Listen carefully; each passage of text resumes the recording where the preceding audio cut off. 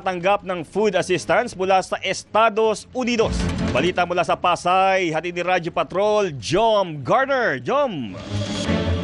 Jeff, inanunso ng US Department of Agriculture sa pamamagitan ng kanilang Foreign Agricultural Service na kasama ang Pilipinas sa kanilang International Food Assistance Programs para sa taong ito.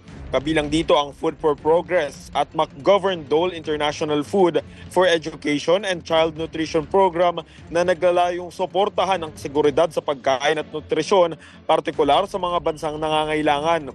Para sa Food for Progress, inaasahang maglalaan ng USDA ng hanggang 226 million US dollars o humigit kumulang 12.7 billion pesos para sa mga bagong proyekto na maaaring tumagal ng hanggang 5 taon. Samantala, para naman sa McGovern-Dole program, tinatayang aabot sa 240 million US dollars o katumbas ng humigit kumulang 13.4 billion pesos ang pondong ilalaan para sa mga proyektong nakatuon sa edukasyon at nutrisyon ng mga bata. Kabilang ang Pilipinas sa mga itinakdang prioridad na bansa kasama ang Bangladesh, Bolivia, Ecuador, Morocco, Sri Lanka at Thailand.